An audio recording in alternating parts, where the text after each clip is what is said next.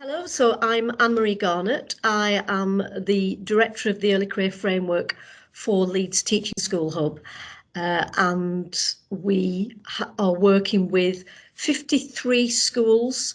36% of those are primary, 58% secondary, and then the remaining 6% specialist and post-16 provision.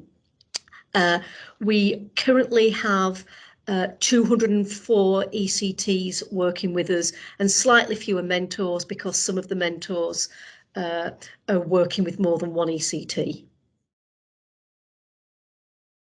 I think for me, and obviously becoming much more familiar with the early career framework over the last 8 months, I genuinely think it is excellent CPD. I think that the CPD is not just for the early career teacher themselves, but also for the mentor. And I think that can be overlooked in this process quite significantly, actually. And so the opportunity for professional development for a newly qualified teacher, as well as for somebody who may have been teaching for many years, I think is a real potential of the framework. I think that it certainly will be providing lots of early career teachers with it's that parity of experience, I think, that probably has been missing in the past. And as much as I've worked for the Ghost Academies Trust, and I would say that our early career teacher programme was fantastic, actually, suddenly in my new role, going out into lots of other schools, I'm conscious that hasn't always been the case. And I think the framework itself will provide a parity of experience on a national level.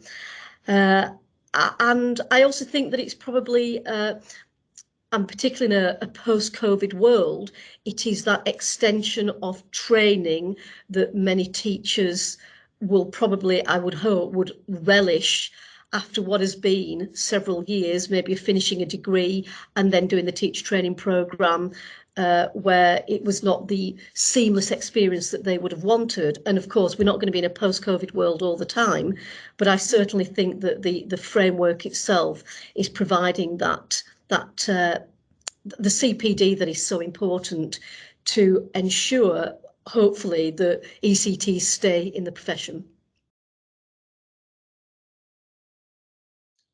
I think there were probably 3 factors. The first one, I will be brutally honest, it was about economics and it was about money.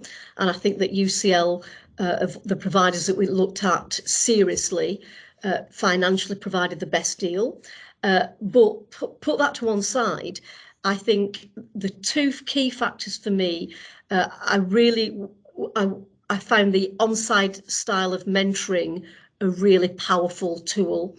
And I think it's certainly something, it's been a learning curve for some of our mentors who have mentored in the past and who are having to move away from maybe that judgment role into this much more supportive on-side role, which we really, really like.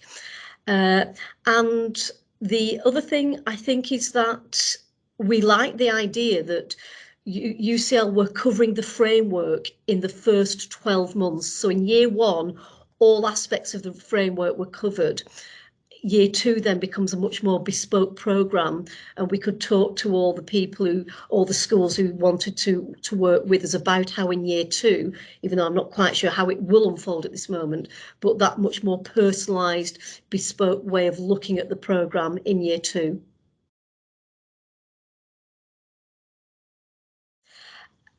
I have to say that I've been incredibly impressed with the UCL partnership that we've had. I've also been conscious through Teams and through forums of a level of negativity. I suppose ECTs and mentors I've not been involved in those forums. And I have to say that from a Leeds Teaching School Hub perspective, it is something that we have just not been. We've had no sense of the negativity that I think is not about UCL. It's probably about the framework in general and about a new way of operating. In terms of the UCL programme, I like the fact that we have dedicated people who we work with. So, for example, you know, our monthly meetings with you or half-termly meetings, we find incredibly useful. We find the level of communication, the speed with which we may have a query, and we know that we will get feedback very, very promptly. And not just via a Teams platform, but you know, through phone calls if we need to make a phone call, or through email responses we've found to be incredibly swift. So in terms of working with UCL, we would have no complaints at all. We think we have a great relationship. I also think, and I think great praise must be made here to Mark Quinn for the quality of the materials that have been produced, because I think they are a class product. I think the first thing is that the way that we are operating the Teaching School Hub here at Leeds, and my role as a director for the Early Career Framework, it is very much about I having the facility to be able to go into all of our partner schools as and when they need me, but also on average at least once a term. And for some schools, particularly some of the smaller primary schools, that has been more often simply from the point of view of being able to offer them reassurance, being able to actually show them how to navigate the platform, going back and reassuring them that actually they are fulfilling everything that they should be doing in terms of the framework alongside statutory induction. And reassuring them, for example, with regards to weekly mentor meetings and whether they can deviate from the materials that they're reading each week. So I think that's a big thing for us, the quality of the relationship between us at Leeds Teaching School Hub, which we've wanted to personalise with all of the schools with whom we're working. I think the other thing, of course, is that other level of support that you would get through the full induction programme, as opposed to core or doing a do-it-yourself programme, which is another layer of experts who are called our facilitators. And we've taken great pains to make sure that our facilitators are who we believe are the best colleagues working with us from within Leeds Teaching School, but also from our strategic partner group. And I think that level of support from outside of their school is reassuring, one, in terms of pastoral support that ECTs and mentors may have, but secondly, it's another guarantee for UCL and the DFE that the framework is being delivered and in a way that is highly impactful, and certainly being delivered by passionate expert teachers. And so ECTs and mentors are receiving yet another layer of support and professional development from experts in their field.